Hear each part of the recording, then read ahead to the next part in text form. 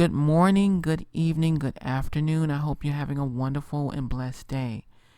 Today, I'm going to be sharing my story, my journey of dealing with depression and the process of getting there, how I got there, and how I overcame depression. Growing up as a young lady, my mom and my family, we never really dealt with depression. We kind of just handled it in a different way.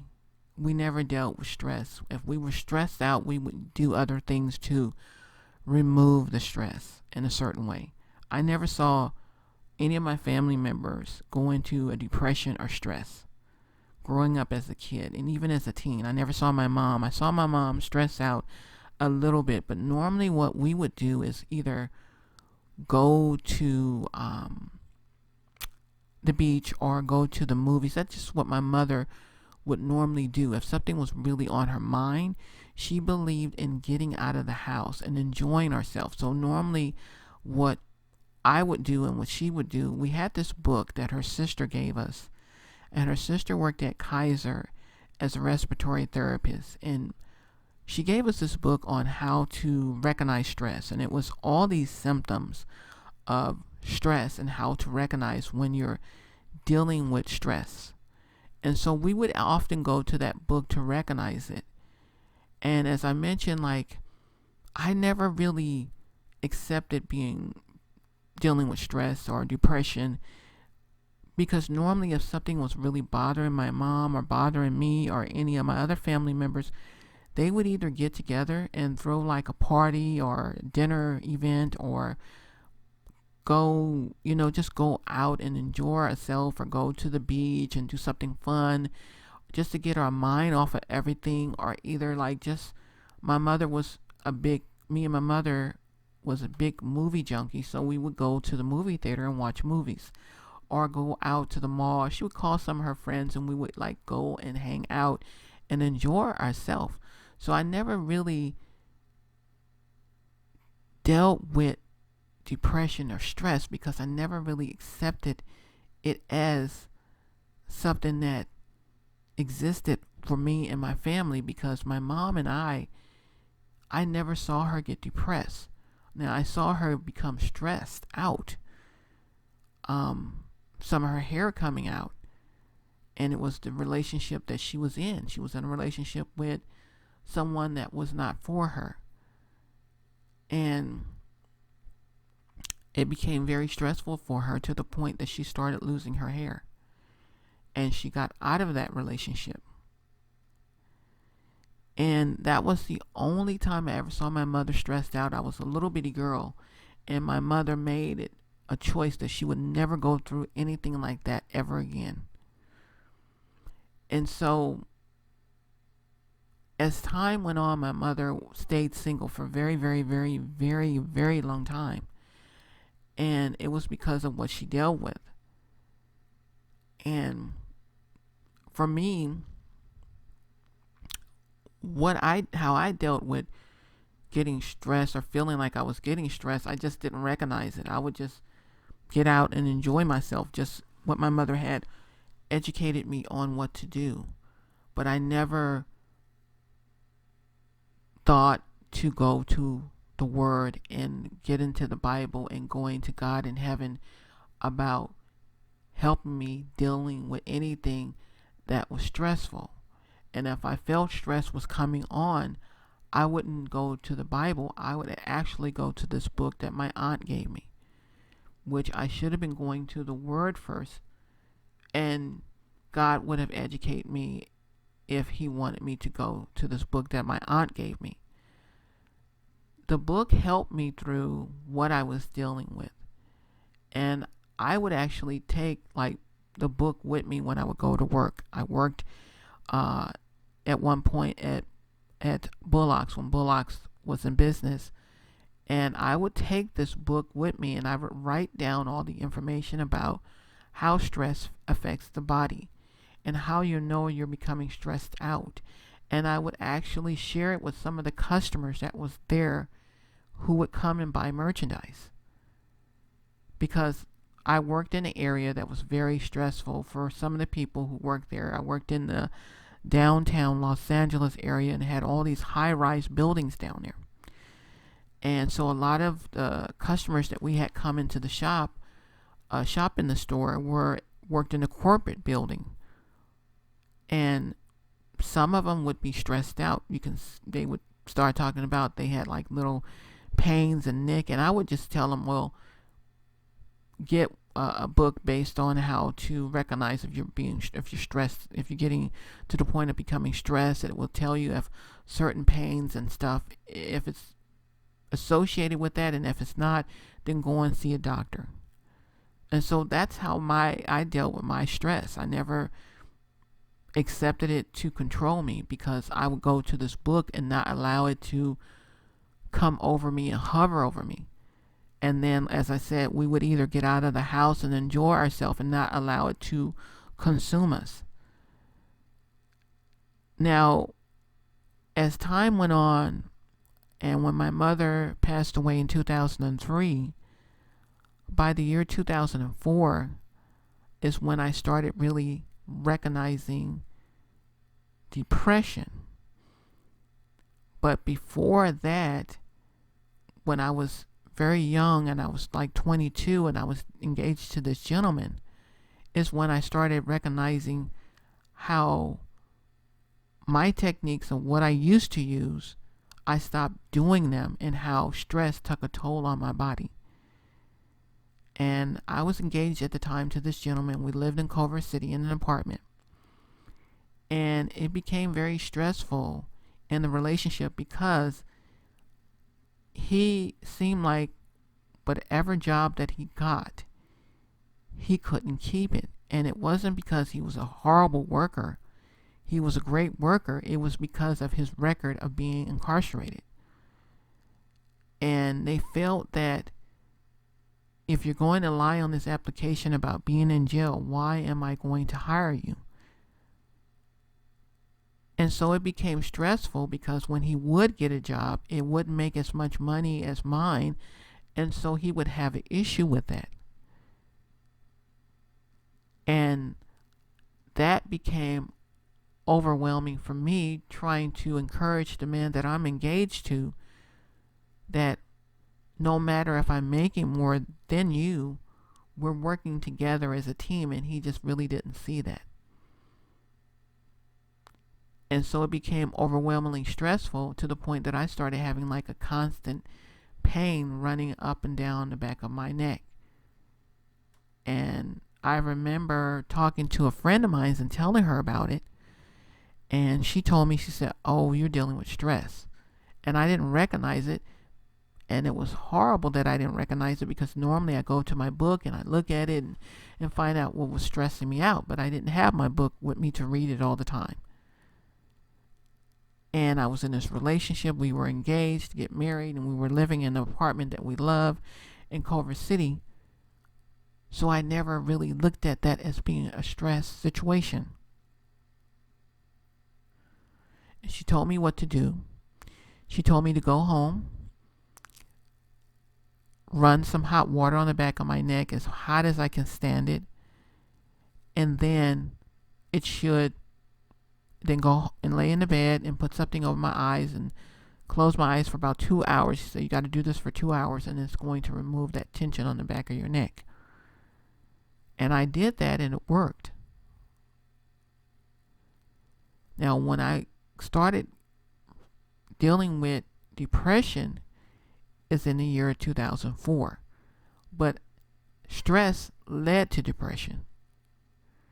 And me not going to the ways of going to the book and understanding, and not going to the Bible on how to handle the stress I'm dealing with,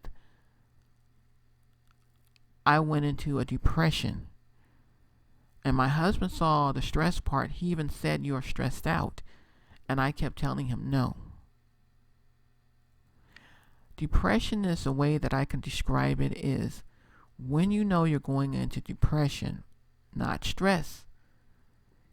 You start walking around and doing things in a mechanical way. You start doing things where you're it feels like you have a sheet over you, like a white sheet that you can see through. You can see everything around you, but you're walking in a mechanical way. You're just walking in a way that you're just normally doing stuff. So for me, my mechanical way was getting up, getting my son dressed for school, making sure he gets to school on time, get up, get myself dressed, or just walk around in the robe that I'm in. Don't do anything to my hair. Walk around the house with my hair on top of my head.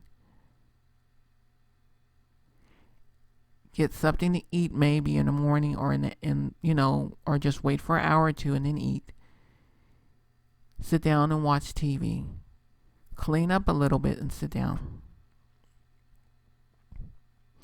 My husband would already be up early in the morning because some mornings he would get up and go and wash clothes in the morning. Now, this was during the time where he had surgery on his shoulder and his knee, and he was unable to really work because he needed to heal. And so his body was healing from that. So his knee would give out every once in a while.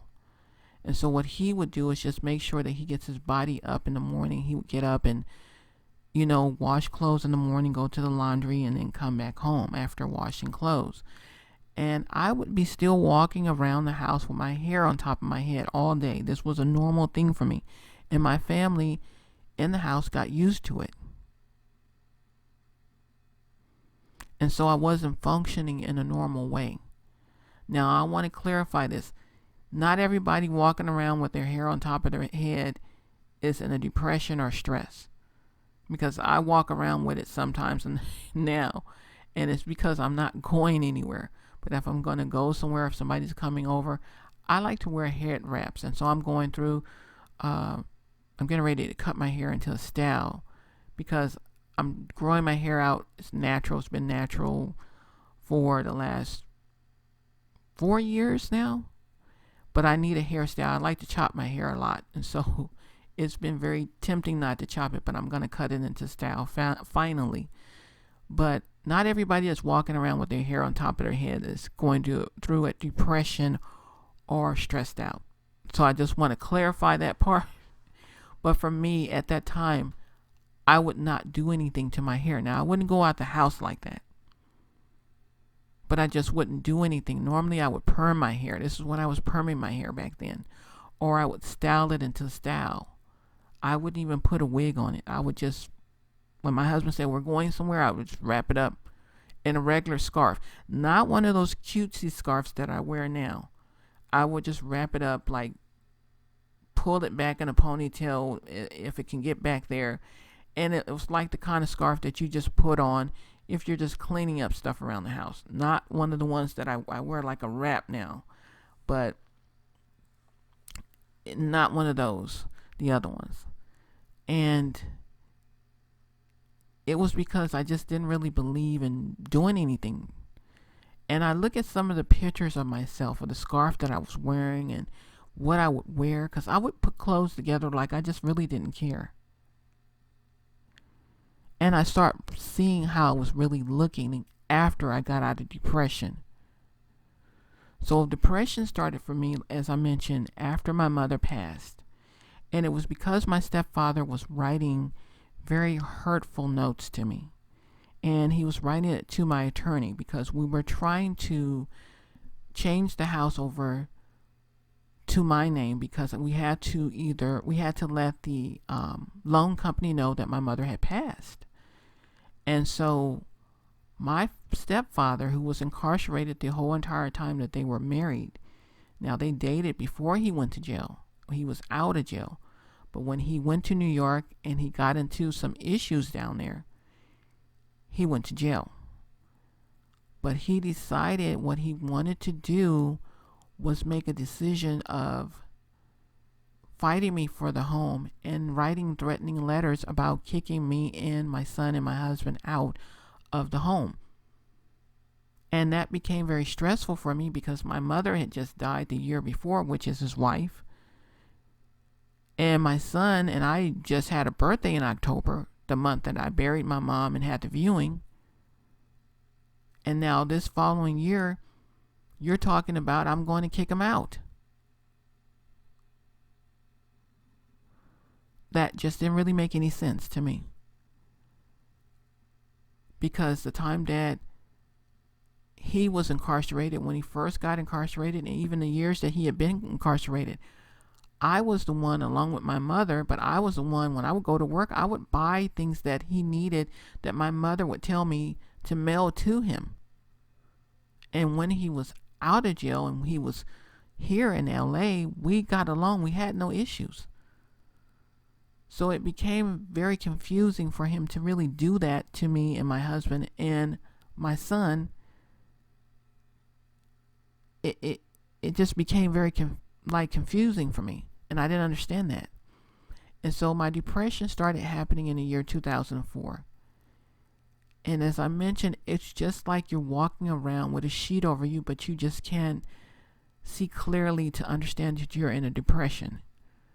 But you see clear enough to help your family and recognize what's going on around you. And you go through and doing the same things over and over again every morning.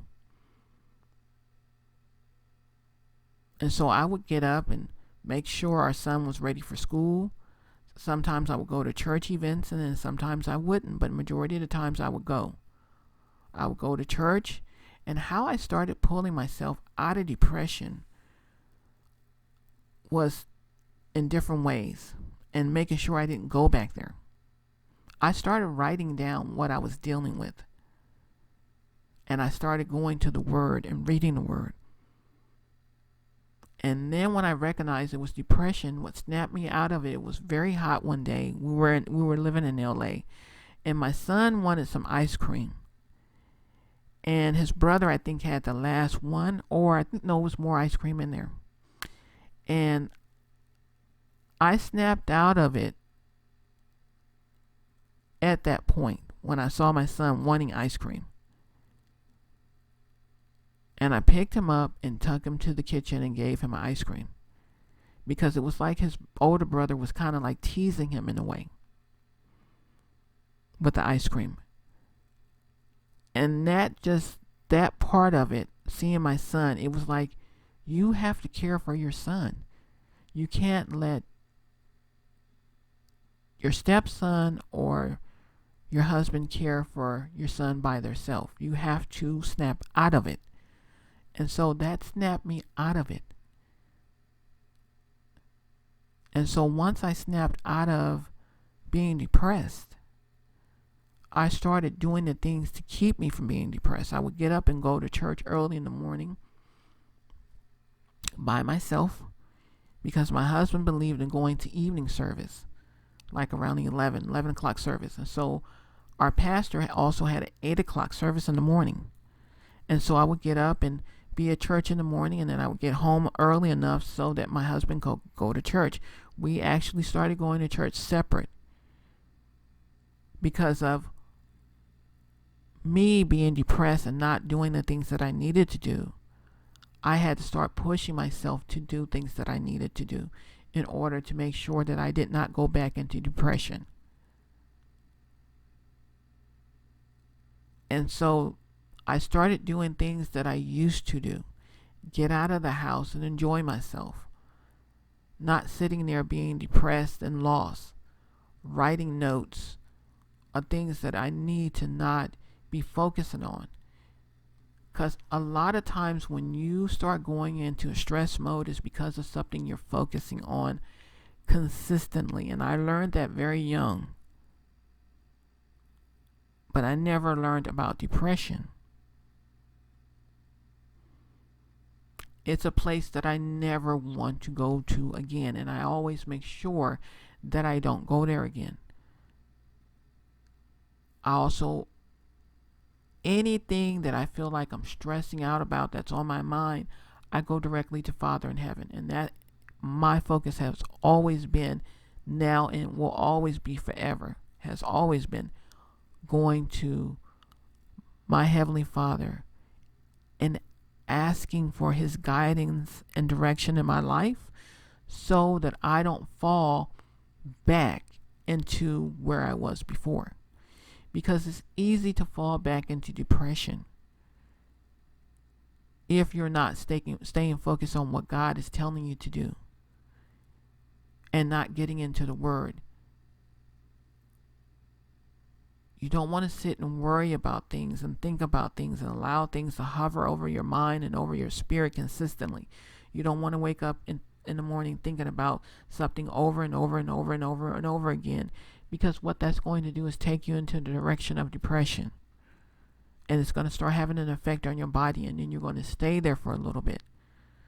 The best answer I can always give to anybody that know anyone that's going to, through depression, is being there for them and helping them.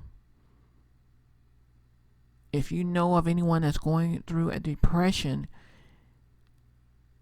it's just being there. My husband was more of when I was depressed, he was just making sure I was okay. He would come and check on me. You okay? Are you doing okay? And then I would say, yeah, I'm doing fine. And so he just watched me. Like, he would take care of the business that he needed to take care of, and minister at church and help people that needed help. And he was just there to make sure I was okay. And when I came out of depression, he started seeing a difference. He's like, you're so different now. But when I look at my pictures of depression, the way I was dressed, the way I was looking, it was horrible. I saw a picture of myself when our son was little. We all went to Universal Studios, and we were doing this particular picture where they have where it's like you're either like I think it was a crocodile. You're like in the mouth of a crocodile. And so we took a picture of with our son, who was very little at the time, and the crocodile was looked like it was trying to get him.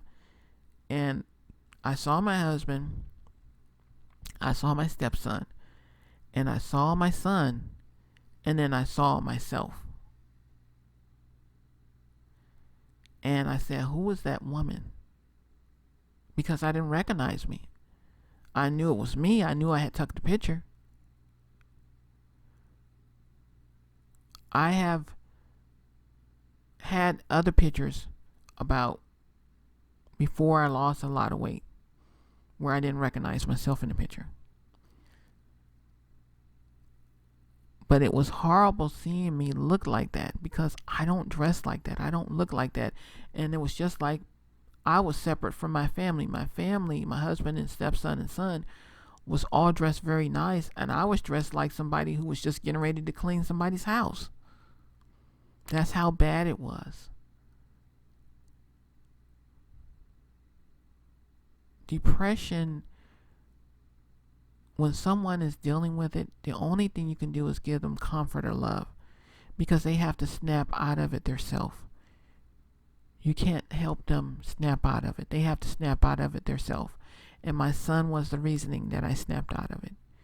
He was 2 at the time, and I said, I got to snap out of this. And I came out of the bedroom, and I saw him, and immediately snapped out of depression.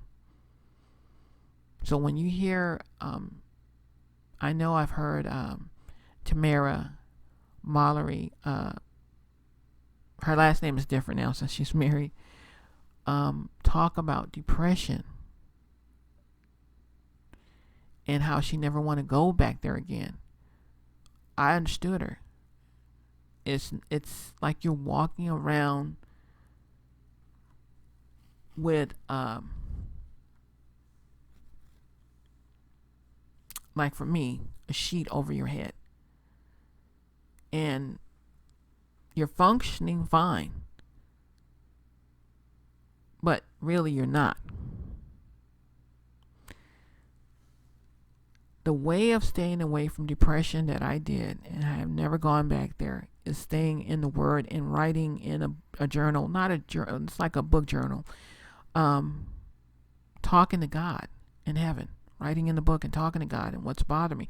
Now I talk to God verbally, out loud, not in the book anymore. So I hope that this really helps someone who is dealing with depression to understand how to handle it. Get your mind off of stuff if you're stressed out. Get out of the house. Go to the library. The library is another place I used to go. It's one of the funnest places to go to me because if you're into books and reading books, it's a great place to go. Go to a bookstore. A bookstore is really good. You look and see some books, even if you're not buying a book for depression, or maybe you might go to that direction for stress and buy a book on stress, but you find some really good books in there. Go to the beach or to the park or to the mall. Sometimes just sitting in the mall and looking at people. You don't have to buy anything. That's what I used to do. Me and my mom used to do that. Sometimes we used to go and get something at one of the fast food restaurants. I'm not advising all the time to do this since people be on diets. But sitting there and just watching people while you're eating in the car, just watching the environment, or get some food and just go and drive by the beach and sit and watch the water in the car. One of the really cool beaches that we used to go to here in LA, if you have a beach similar like Marina Del Rey in California has an area where you can sit down on the docks. You don't have to go to the sand. You just park your car and you just sit there and you watch the people ride their boats. You have to find something that's going to take your mind off of what you're dealing with and what you're focusing on. And that's the only way you're going to heal from that. And if you consistently focus on one thing over and over again, you might go into a deep depression. But find something to do that's going to heal your mind and take your mind off of that. As I mentioned, for me, the beach was one. Going to the library is another. Also going to the bookstore, looking at books. I love going to shop at the market. I'm not like a person that like going shopping in the stores for clothes all the time. I can do that online. I get drained with shopping with clothes. But I like coming up with new ideas to cook. If you're a person that like to cook or draw or write poetry, do that. You got to find something that's going to take your mind off of it. Jazz music and also great fragrance in the home will help you remove that stress of things that are bothering you. I used to work at Bath and Body Works, and I know you don't have to light Bath and Body Works candles to get the fragrance out. I used to work for them. They also, I think they still have jelly jars. I'm not really for sure if they do jelly jars anymore, but I barely really lighted candles when I worked for Bath and Body Works. They give you like a lot of, one of the things that's really great, they give you like a lot of free product when you're working for them. But I can just say their candles, you don't really have to light them if you don't want to. Just open the because they normally have like a top on some of them, but just take the top off and just let it sit and let the fragrance out of the room. And speaking of that, I know I'm in the process of buying some now, but I used to work for them, so I know the product is very, very, very good. So changing the scenery a little bit, or maybe just redoing your house, or just, if you're a person who loves video games are good. Go online and play online with people if you like playing with people. If you don't, find a game that's solo. I like doing cooking games or adventure games or saving games or building games. So those are some of the games that I like doing. I also like playing The Sims. I play that game. So you got to find something that's going to keep your mind off of going in that direction. And if you feel you need to be around family and friends and stuff, do that. Cook or something like that, just to get your mind off of it, and go to church and get involved in church activity. So I hope this helped anyone that is listening, that will heal from depression, that will know to rely on God for everything. He's going to get you through it. Even in the beginning process, like I mentioned to you, I was reading the book and it was helping me with what I need to understand about stress. And then I definitely went to knowing that God was with me all along, because he was helping me understand how to battle it even without me going to the Word. And when I got into the Word, I stayed away from being stressed. I stayed away from getting depressed. Now, when I say stayed away from being stressed, you're going to have times where things just seem like they're stressing you out. Like, this kid is stressing me out, or the bills are stressing me out. But it will not devour you like it has before. Because when I was stressed, I was walking around the house with my hair all over the place, and my husband had to handle everything. Now when things get to me, I don't let it devour me, because I know God is with me and God is protecting me from that. And He's not allowing it to touch me. So I hope this helped anyone that needs help and understanding on how to deal with depression, how to deal with stress, and how to handle it and how to overcome it, and how to love someone and just be there for them and helping them when they're dealing with it. Hope you're having a wonderful and blessed day. Bye.